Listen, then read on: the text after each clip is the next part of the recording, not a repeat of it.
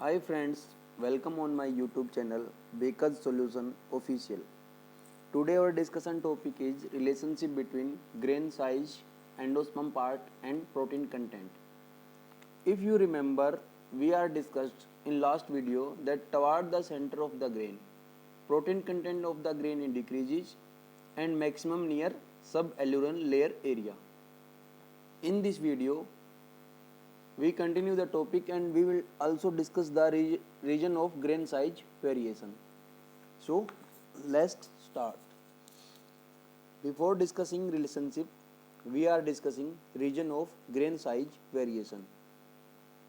There can be numerous factors including genetic, production and agronomic practices responsible for causing variation in grain size. If we talking about genetic, we are including selection of species and varieties for production. If you know one other term commonly hearing, grain pinching.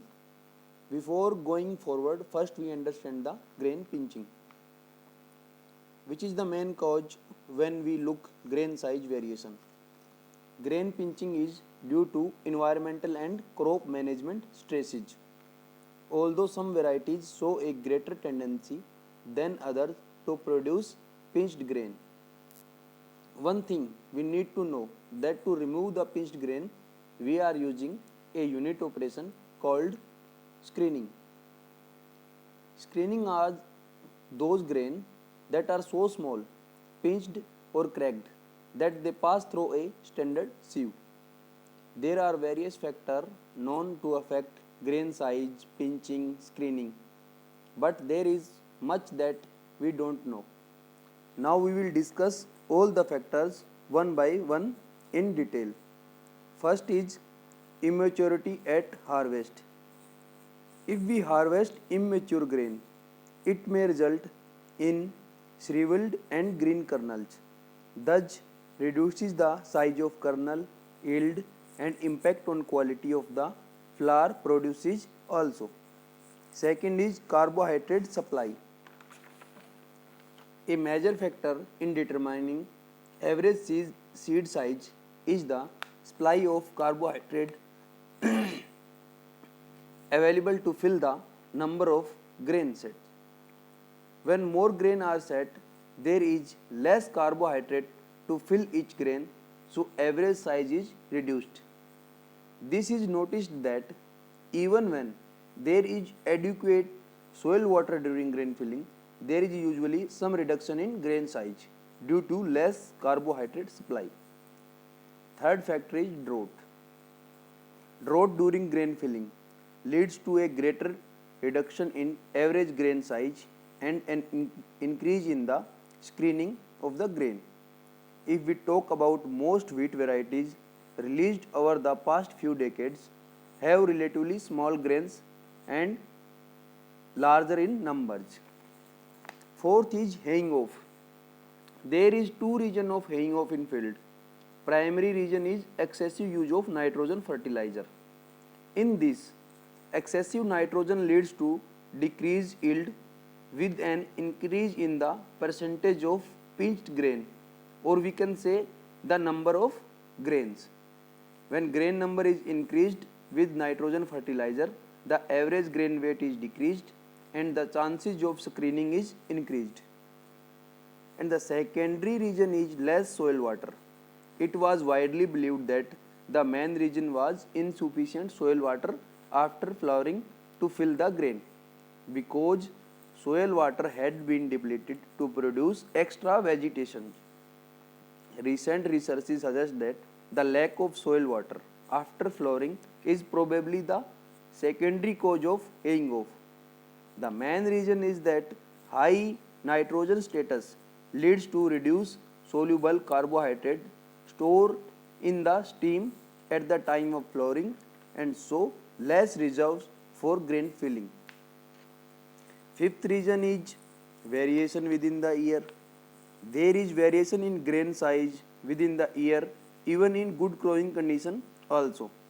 If we talking about within the year, typically the outside grain within a spikelet are smaller than those closer to the center. There is also some variation along the length of the ear, with grain near the top being smaller than the others. But the vertical variation is not as great as the sideway variation. Next is high temperature.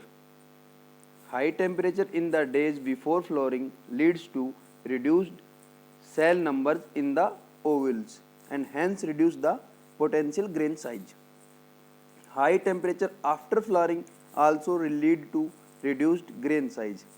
Generally, high temperature reduce the duration of grain filling, hence it also reduce the average grain size. Next is loss of leaf area.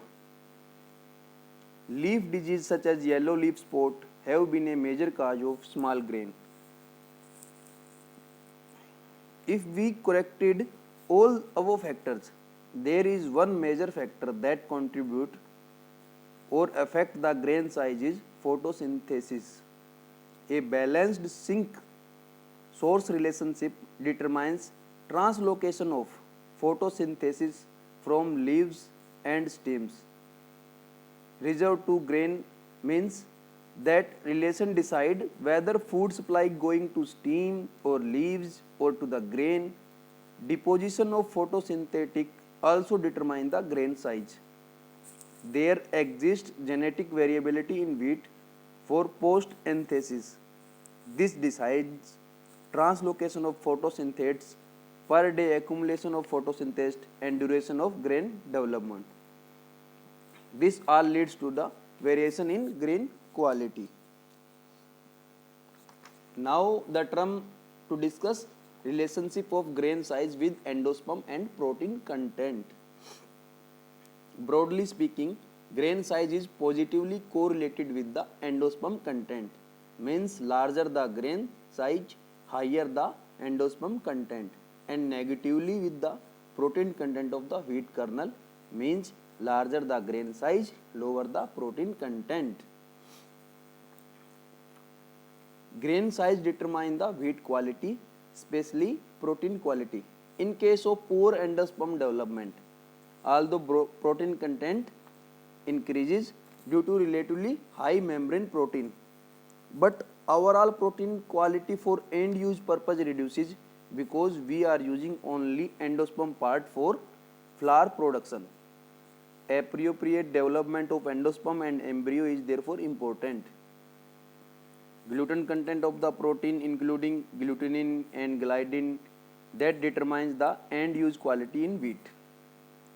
Above gluten we are discussed in a different video regarding here different partition, that is we including glutenin and gliadin and subdivision also.